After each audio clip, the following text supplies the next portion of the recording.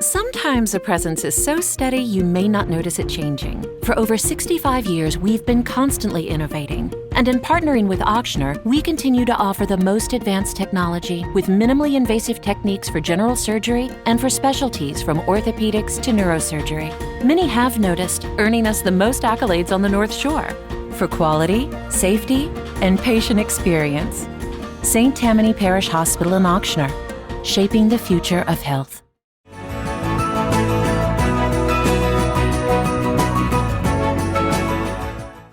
Hello and welcome to Healthy Living. I'm your host, Melissa Hodgson, and we're going to be talking today about the St. Tammany Hospital Foundation, which sustains the healing work of St. Tammany Parish Hospital.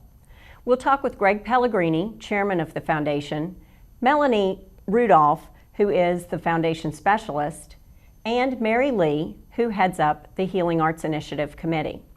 So we'll start this morning with Greg Pellegrini. Good morning, Greg. Thanks for coming. Good morning, Melissa. Thanks for having me. We're really excited to have you here. Yeah, it's excited to talk about the foundation. So St. Tammany Hospital Foundation, tell me a little bit about what the foundation is. So the St. Tammany Hospital Foundation is a 501c3 nonprofit organization whose sole purpose is to support the physicians and the staff of St. Tammany Hospital. It's the foundation's goal to support the world-class healthcare that we have in this community.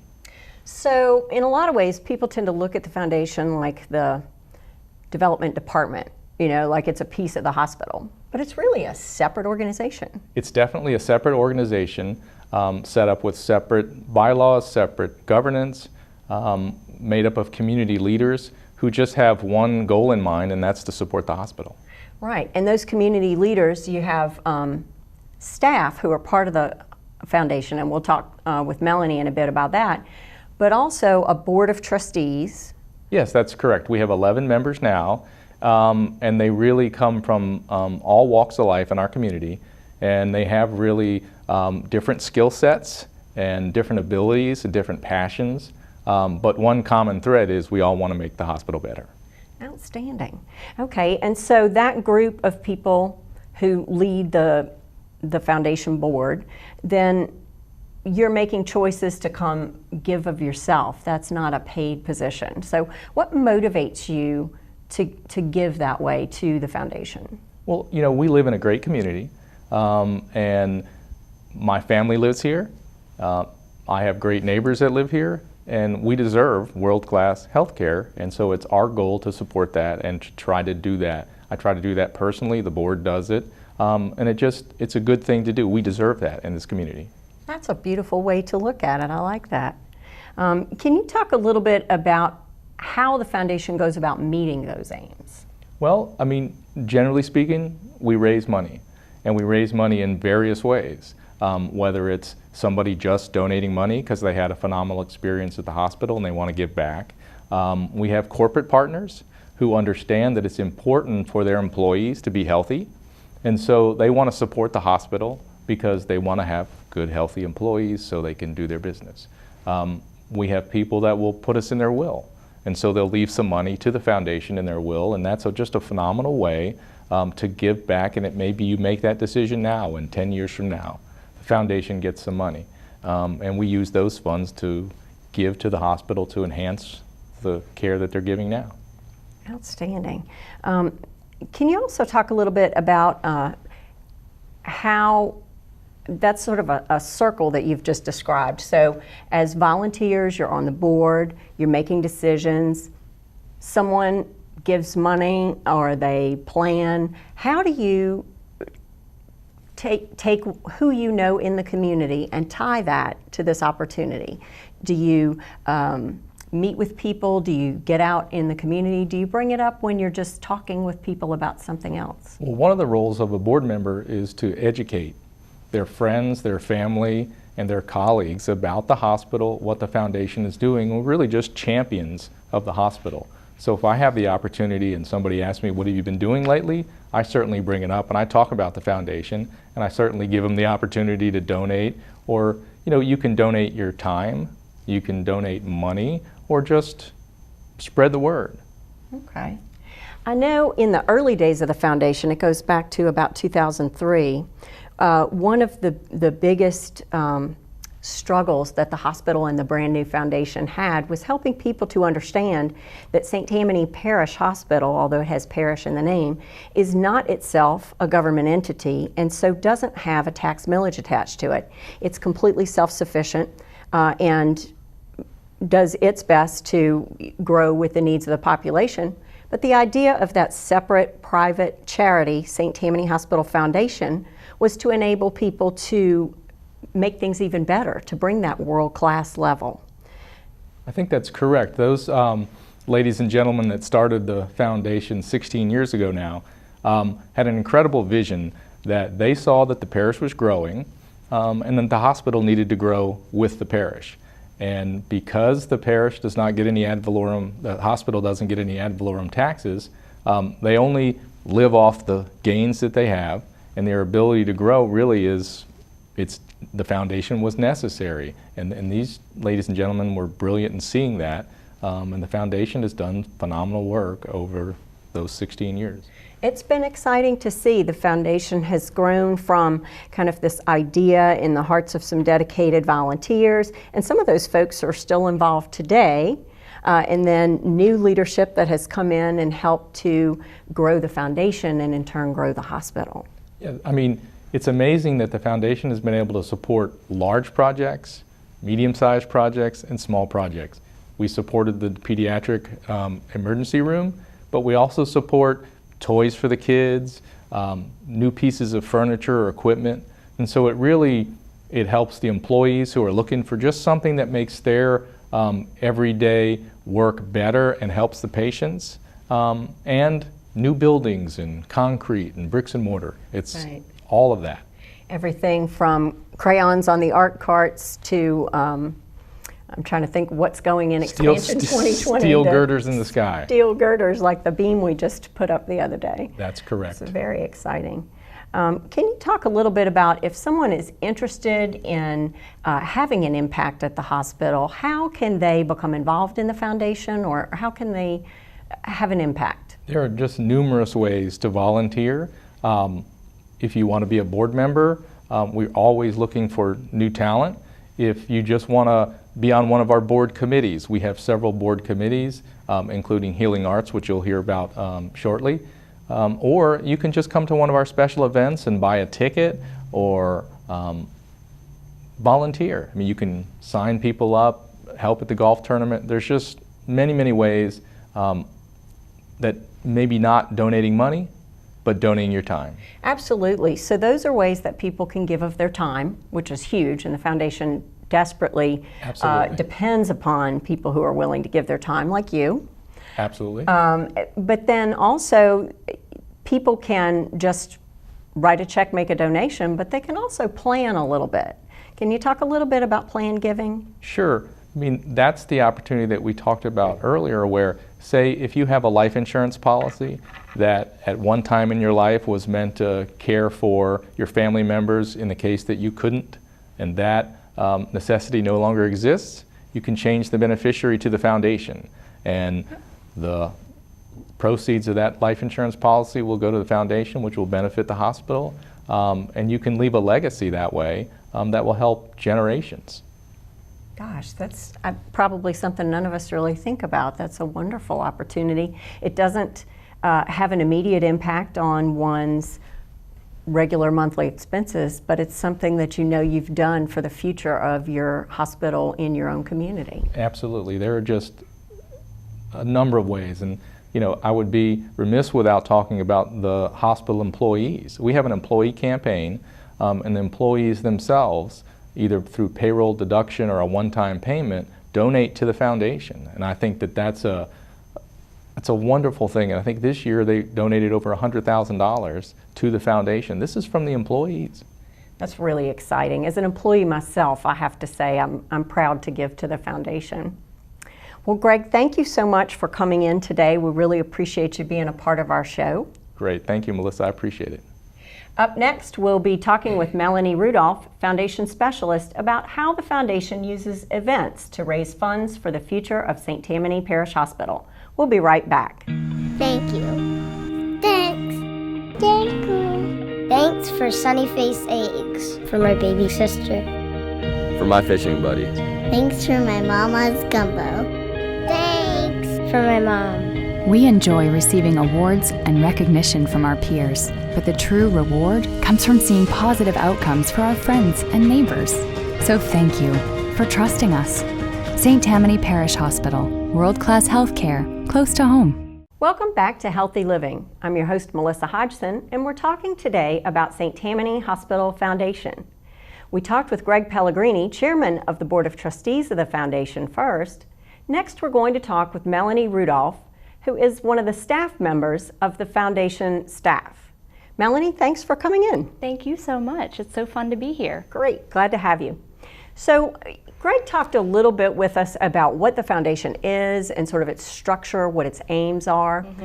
But you and the staff really get elbow deep in it every day and you make it happen. We do, and we love doing it. Which is wonderful. It's great to love your job. Can you talk a little bit about some of the events that you use to raise funds and raise awareness about the Foundation? Absolutely. We have a whole slew of special events that we put on throughout the year, as you know, that support various causes of the organization as well. They start at the beginning of the year and they go on through December, and they support some really great causes for the hospital. Well, let's start with Gurney Games, because that one's pretty crazy, and it's at the beginning of the year. Is it around Mardi Gras? It's going to kick off the Mardi Gras season in downtown Covington again this year. It's probably one of our favorite events because it is so unique to our community and probably one of the most unique in our community as well. Teams will decorate, parade, and race hospital gurneys through downtown Covington. We have a fun little obstacle course that we put together. It's sponsored by FLWB Architects each year, and it really is a family-friendly event. Of course, you have so much fun watching the parade and the races and everybody go all out. Our teams will get into costume each year. We have a really great kids activity area that we put on each year, so it truly is a lot of fun for the whole family to come out and support St. Tammany Hospital Foundation. Outstanding. Yeah, I think Gurney Games is probably one of the most visually spectacular events. It's, you know, you go to the Covington Trailhead and you see the race and you see the festival atmosphere and there's a party going on and everybody's all in costume, and then it gets competitive because the departments are all trying to race their gurneys against each other. And you mentioning that too, that's one of the most unique parts about it, is that it's also a great opportunity for our hospital employees to get involved. And oh boy, do they get involved. You know, they truly do love the event. We have a whole team of celebrity judges that we handpick each year to kind of come out and watch the parade and the races and pick some of their favorites. So we give out awards for things like the fan favorite, best gurney decor, best costumes. So it really is a lot of fun. Well, and you know, some teams that are not really big and don't have the ability to make really fabulous costumes and decorate their gurney might go light on the gurney for speed, and then might maybe bribe the judges. We do have, that's probably, and the one that the teams get the most excited about is our Best Judges Bribe. Best Judges Bribe is an actual award. And our judges go home with some really great baskets and treats and popcorn and cocktails, and I think they have more fun than anybody else because they're getting racked up on all the goodies while they're there. That sounds like a fun day. And it's the first event in the hospital's Foundation's year, but there's one close on the heels of Gurney Games, and that's golf. It's our Get Lucky Golf Tournament. This year in April of 2020, we'll be having our 9th annual Get Lucky Golf Tournament presented by Refreshment Solutions. It's held at Money Hill in Abita Springs each year, which of course lends itself to a beautiful setting no matter what. We usually have 25 teams that participate, and there are tons of different ways for you to be involved. As with any golf tournament, you know, you can sponsor a hole, you can put a team together. We're always looking for food and beverage vendors to get involved as well, so it's a really great opportunity if you're a golfer or if you're not a golfer to come out and support the foundation. Very good. So we're on the G's here, Gurney Games Golf. Gurney Games Golf. And we just finished the absolutely gorgeous the gala at Southern Yes. Hotel, and that benefits St. Tammany Cancer Center. Yes, that benefits the patients and families at St. Tammany Cancer Center, which, as you know, is the center where all three entities, St. Tammany Parish Hospital, Mary Ward Perkins Cancer Center, and Ochsner Health System, come together to deliver world-class cancer care. Yeah, as a matter of fact, we just did a show about St. Tammany Cancer Center last month. And we mentioned the gala, but I think Well, you how can tell us a fitting. little bit more about it. Yeah, we had our second annual event this year. It's held the first Thursday each October. Hub International is our title sponsor. We have sold out of our event each year, which is really exciting. We like to have fun with it and kind of do different themes each year so that our attendees don't really know what to expect. And we go all out. You know, of course, the event's been held at the Southern Hotel, and that brings some wonderful food and beverage opportunities for the attendees of our event. But we also like to have fun entertainment and activities, auctions and things like that going on for our attendees as well. Gorgeous. Okay. Well, and then right after you wrapped up the gala, you turned around and dove in with the Parenting Center on the 31st annual Monster Mash. 31st annual Monster Mash, and it was such a beautiful day. That was held on October 19th at Bogaflaya Park. We probably had just over 2,000 families from across the North Shore. I think we even had some from New Orleans that attended. It's just truly a family-friendly event. You know, you're looking for a fun, safe Halloween activity for your family, and that's the perfect opportunity to come out and support the Parenting Center. Well, and I think that one is, as one of the oldest fundraisers we have, it's 31 years old, it's a kind of a legacy event that the City of Covington and West St. Tammany families all look forward to coming out in the fall to Bogaflaya Park and just kind of absorbing the atmosphere, kids in costumes, grown-ups in costumes, Yeah. sometimes whole families in matching costumes. And that's the funnest thing to see too, is when the whole family kind of gets together and gets creative with it. We've even had people come out and decorate wagons, you know, to go with their theme as well too. And like you said, it's become a community beloved event. You know, Metairie Bank North Shore is our sponsor for it each year, and the kids love coming to things like the Trick or Treat Village that's been a part of the event for so long, and the cookie booth and crafts and all of that. But we also were able to include some new fun additions as well this year, like a monster maze and things like that. And Monster the maze, kids okay. really loved that. So it was a beautiful day and a beautiful event, and we raised I think just over $70,000 to support the Parenting Center of the hospital, which was wonderful. Great. And I think that's one of the things that we can lose sight of sometimes when we're having fun at these events.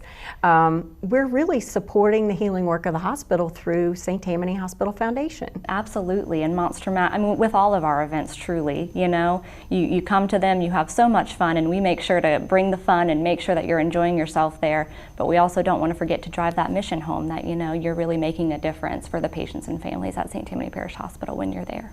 Which is fantastic. I think you and your colleagues that are on the staff really get focused on how do we interject fun and excitement and all of the things that make it worth being at these events, but still keep those costs in line so that what you're doing as people are paying to be a part of these events, they're truly donating to the foundation, to the work that the foundation is doing. And one of the coolest things about us too is that 100% of your donation, no matter which event or which cause you choose to support, 100% of that donation will go directly to the programs and services of St. Tammany Parish Hospital, which is wonderful. Oh, wow. Let's talk about that for a minute, because I think St. Tammany Hospital Foundation has got to be just about unique in that regard. Absolutely. And that has to do with the fact that St. Tammany Parish Hospital employs the staff Yes. and has an operating budget for that organization. So St. Tammany Parish Hospital budgets for the foundation each year, which then allows every dime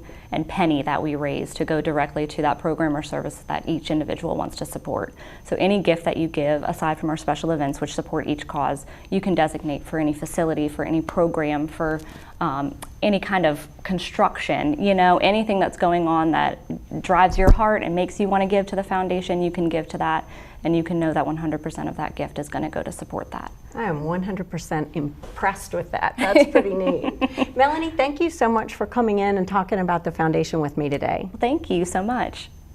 Up next, we'll be talking with Mary Lee, who will talk with us about the Healing Arts Initiative at St. Tammany Parish Hospital and the St. Tammany Hospital Foundation leadership of that initiative. We'll be right back. The North Shore.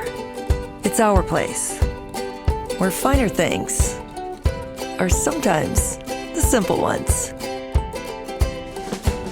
Social, sweet, and spirited, but always in harmony. Around here, life is about great things coming together. St. Tammany Parish Hospital and Ochsner, collaborating in the name of community. Welcome back to Healthy Living. I'm Melissa Hodgson, your host, and we're talking today about St. Tammany Hospital Foundation and its healing work for St. Tammany Parish Hospital. First, we spoke with Greg Pellegrini, chairman of the Board of Trustees of the Foundation, and then Melanie Rudolph, who's a member of the staff that does the daily work that makes the foundation successful. Last, we're going to talk with Mary Lee, who chairs the Healing Arts Initiative Committee of the Foundation, and she'll be talking with us about how healing art makes a difference in the lives of patients and families, in the environments at the hospital, and how the arts are an important aspect of how the foundation is helping the hospital. Mary, thank you so much for coming. Thank you for inviting us. I appreciate it, Melissa. I appreciate the opportunity. So excited to have you here. The Healing Arts Initiative at the hospital goes back to 2004? It does. It goes back to 2004 when the hospital took this initiative and they coalesced a few people in the organization and just worked on different steps to start and to begin. They started with putting a player piano in the lobby.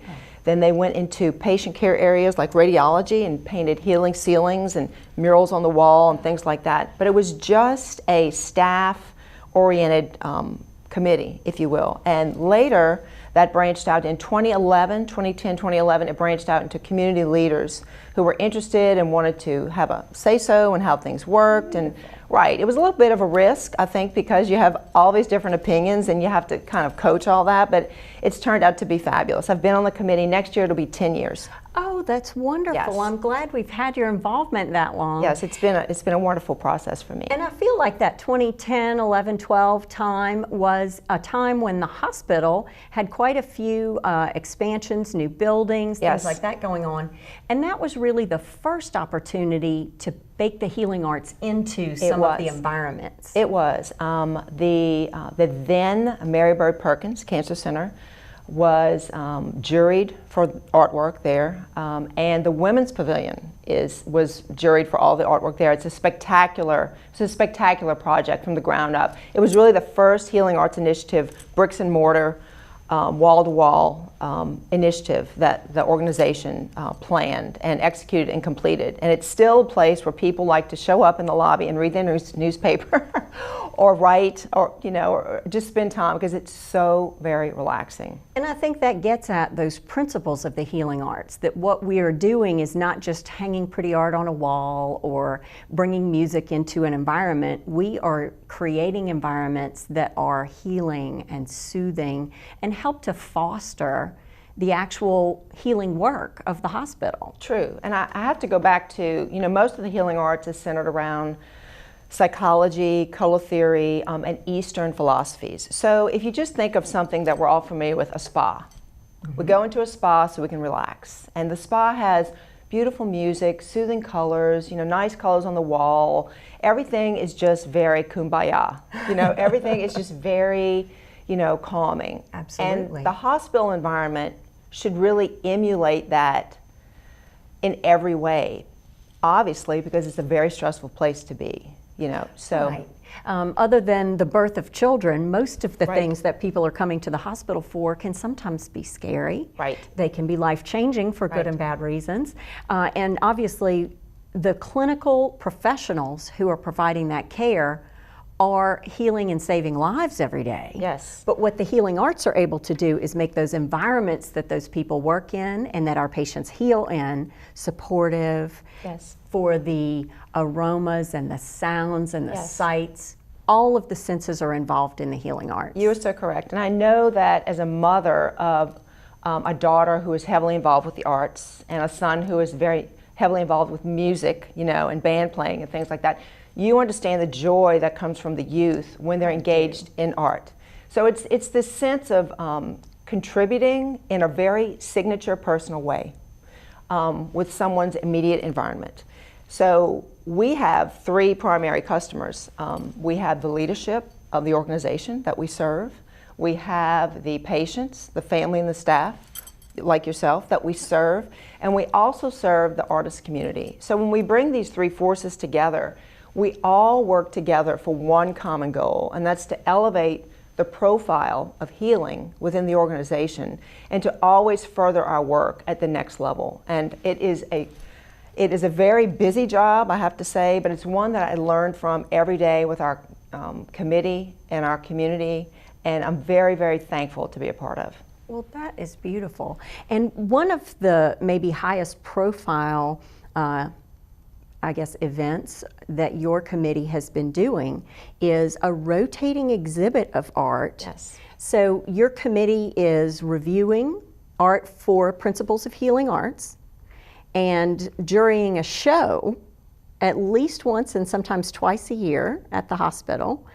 Can you talk a little bit about how that works? Yes, so that is a relatively new initiative. That's actually our baby. It started that in 2015 when the organization opened a healing arts unit on 3 North. So we had a couple of pieces of artwork that were stellar from well-known artists in the community that were basically cherry-picked and put on the wall, and we just thought, wow, this is nice, we have art on the wall.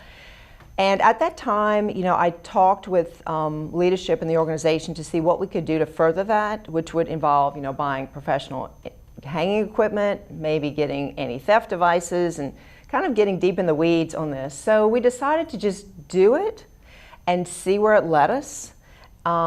We have been only doing this since 2015, so it's 2019, and we've had 7 exhibitions. That's exciting. It is exciting. We started out with one corridor by the PJ's Coffee House, which had natural light, and people could see the art from outside on their walk into the hospital. And we've now grown into 7 gallery spaces in the hospital. Our last exhibit, we installed 110 pieces of juried artwork. Wow. We sold all the arts for sale. We do not take any of the proceeds, commission. We don't charge the artist fees. And we sold 35% of that artwork. Wow. So again, the artist is our customer, the organization is our customer, and the staff is also our customer. We do have, just because I have the opportunity to speak live on TV, I do want to say we do have in the plans to have a staff exhibition of just the employees, because I've noticed we have quite a bit of talent. Wonderful idea. A lot of talent with those healing hands in the organization. That exhibit and the history of that exhibit drew some state and national attention. Can you talk a little bit about that? Yes. I have kind of a duality in the leadership role with arts. I always say that in Louisiana, arts is our culture and culture is our art. So we create culture. And so this exhibition is a little bit of Louisiana culture that we've created. Absolutely. So we do things different here in Louisiana, and this is a little bit of a footprint of what we do different. I learned that we're the only hospital in the state of Louisiana that does this the way it's done. And the state was looking for an arts accessibility platform to promote the arts in the most unlikely places. Okay. Wow. So they heard me talking about our committee and our work in the hospital at meetings, and unbeknownst to me, some of them came to the hospital on weekends, and they had family members in the hospital from far away from Baton Rouge, and they took note of it. So they decided to come and do a video series. There's beautiful 8 videos in the series. It just released yesterday, actually. About the Healing Arts Initiative at St. Tammany Parish Hospital and how art is a wonderful purposing element in healing. Oh my gosh, Mary, this is so exciting. I think so. Thank you for coming in today and sharing with us about the healing arts and how it benefits St. Tammany Hospital Foundation and St. Tammany Parish Hospital. Thank you, Melissa. We've been talking today on Healthy Living about St. Tammany Hospital Foundation and the healing work it does in our community to ensure the future of world-class healthcare close to home at St. Tammany Parish Hospital. I'm your host, Melissa Hodgson. For Healthy Living, tune in next week for a new show.